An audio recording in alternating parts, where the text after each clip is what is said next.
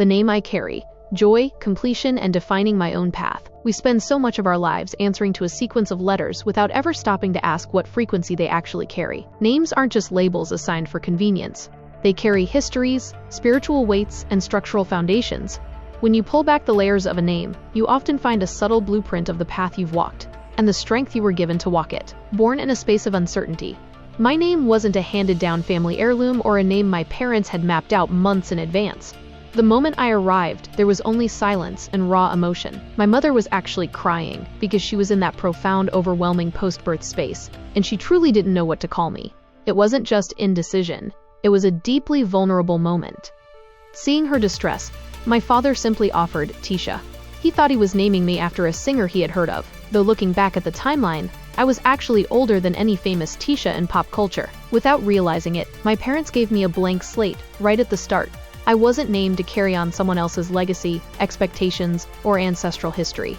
It was a name chosen out of the blue to bring peace to a heavy moment, given to me to define entirely on my own terms. Looking into the deeper roots and spiritual symbolism of Tisha, 3 distinct threads emerge: joy, completion, and the quiet drive to stand independent. 1. Joy as grounded resilience.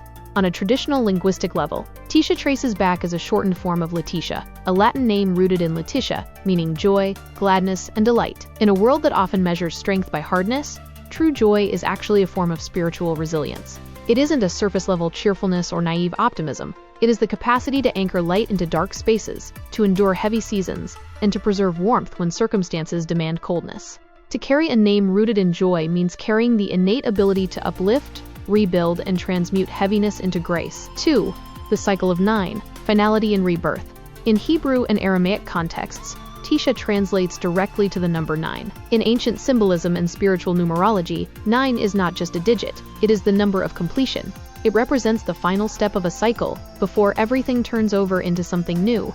9 carries the weight of spiritual maturity, the gathering of wisdom from hard-won experience, and the courage to close chapters that no longer serve a purpose. Walking through a 9 frequency means life often demands that you see things through to the very end, to gather every lesson, stand firm in truth, and step boldly into the next chapter on your own terms. 3.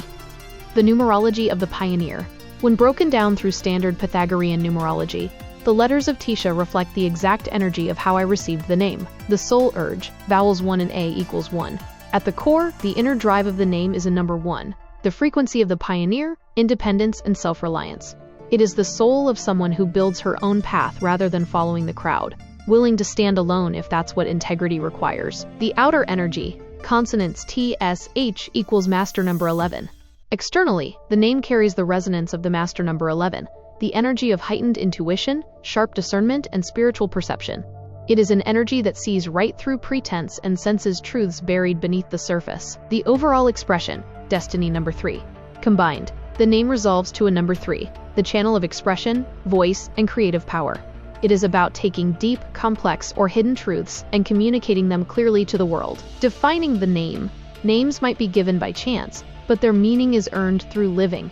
Whether viewed through ancient linguistic roots, the quiet symbolism of numbers, or an accidental choice by a young father soothing a crying mother, Tisha speaks to a foundation of strength, the intuition to see what's hidden, the independence to stand firm, and the resilience to turn every ending into a brand new beginning. You are all set to copy and publish this directly to Substack.